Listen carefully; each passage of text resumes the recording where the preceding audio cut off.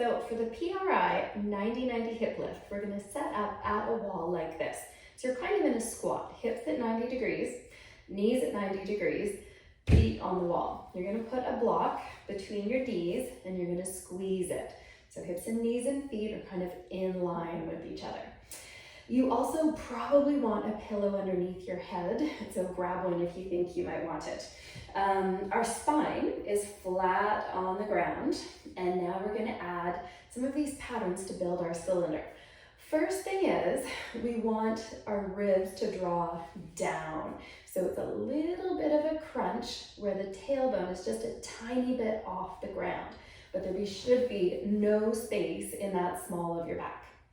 Then we're going to take our heels and we're going to dig them into the wall and almost try to pull down. And the point of that is to get our hamstrings to join this pattern.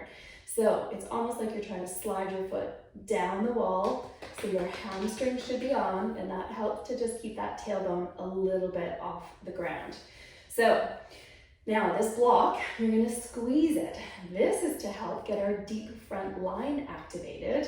So starting with this adductors here, which goes to pelvic floor all the way up your anterior-abdominal wall into your deep neck flexors in your neck. It's like a zipper.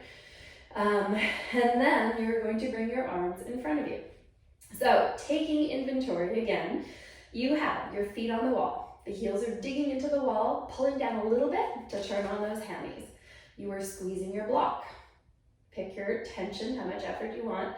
Then tailbone is a little bit off the floor. Your back is flat. These ribs are drawn down a bit and our arms are up. And what we are going to do here is breathe out all of the way. It's kind of uncomfortable. I want you to empty all of your air out of your lungs. And when you do that, try to keep your belly flat. And if you know how to activate your pelvic floor, so for girls, it's imagine you are peeing and you're stopping the flow. For men, it's lift the testicles and you're going to breathe out. So it goes like this.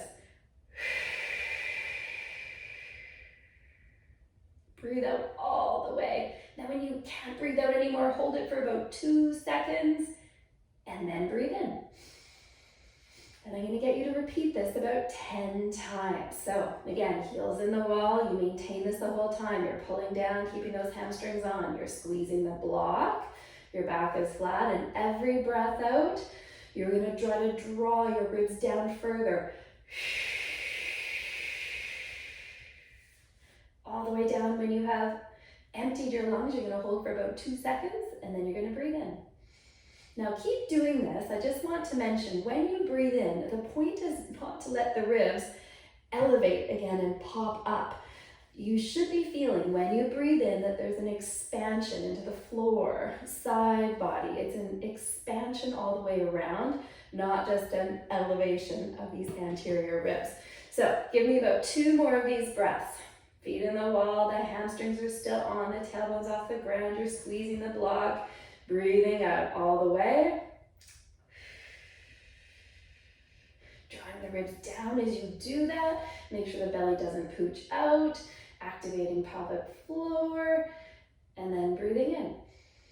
Okay, that is the basic pattern to try and get these ribs to come down, to teach your anterior-abdominal wall that that is home. If those ribs don't come down, the diaphragm does not dome, and then you can't breathe in properly with your primary muscle of respiration, which is your diaphragm.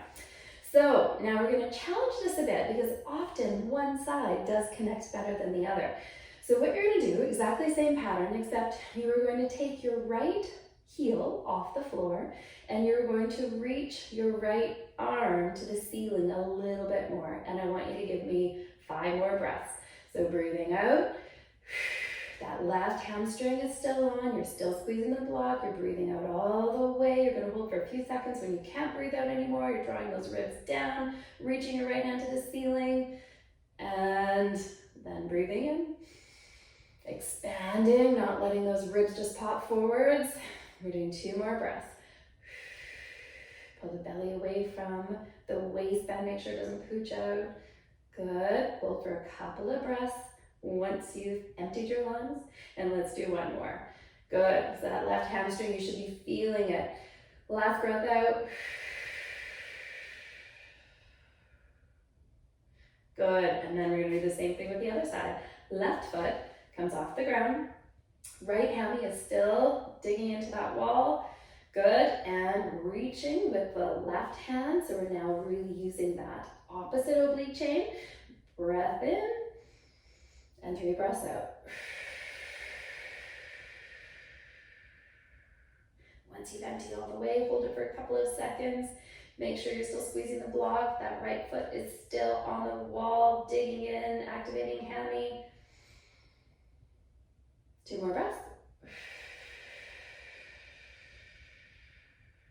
Reach with that left hand this time. Good, and that gets you into those oblique chains. And last one.